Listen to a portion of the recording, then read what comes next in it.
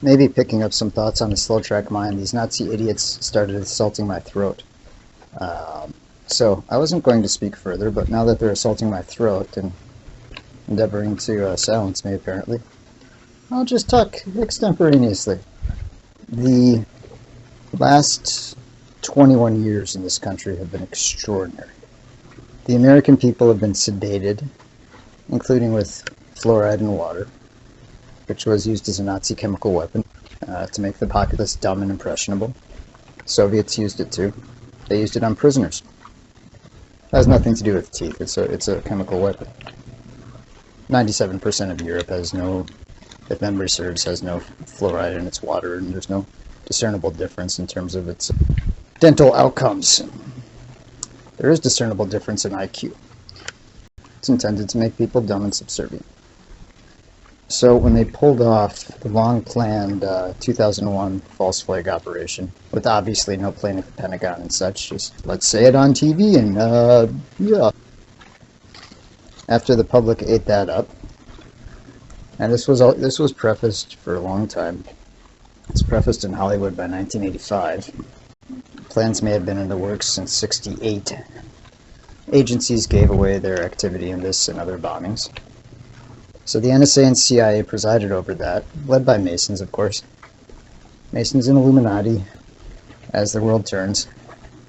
This has been laid bare, and it's now coming to light, regardless of whether any one particular person is dead or alive. But for a while, people bought it, and they constructed this elaborate police state notion. They funded their escapades in Iraq and Afghanistan. While spending the public's money on the wars, the CIA was able to beef up its drug profits, allegedly passing those on to the families as customary. And through the string of terrorist events, they just expanded and driving toward this notion of implanting everyone to control everyone. They came up with the idea of targeting people in a COINTELPRO 2.0 holistic way. Not just the gang stalking, not just the slander, not just disrupting communications, but shooting with directed energy weaponry around the clock, assaulting with frequencies and layering on subliminal messaging. And this was operative by the end of the last century. They added in remote neural monitoring by brain-computer interface, stealing all of targets' intellectual property, and they deployed it against thousands on U.S. soil. Facilitating the remote neural monitoring, they had the U.S. Air Force spray toxic trace metal, metallic nanotechnology that becomes embedded in facial structures and brains. The basic technology was worked out a half-century ago. And they ramped up these operations to spray everyone, partly to facilitate the target individual torture, and partly to enable frequency effects anywhere. With spray in the atmosphere, they could bounce off signals like from a HARP array and attack anyone or any community. It also facilitated weather manipulation. But you could facilitate weather without using poisonous barium and such. So they ramped up these terrorist activities, with the NSA and CIA being the primary perpetrators, FBI covering for them within the Department of Homeland Security, throwing targets on lists, enabling corporate contracts, building an infrastructure terrestrially and by satellite to shoot targets and capture their intellectual property at the same time, functioning just as abject terrorist organizations. Across the public and private sector, every instrumentality of power. Led by the NSA and CIA, DI is not supposed to be that operative in this country, but is. DI is complicit, partly because they had remote viewers who couldn't help but see some of the activity. DHS and FBI have largely enabled it, just as the FBI has largely enabled this drug running, sex trafficking, and child trafficking over decades. And while they were doing this, they were ramping up their budgets and personnel ostensibly for the purpose of combating terrorism. It's grotesquely absurd. The terrorists pretended to be fighting terrorism.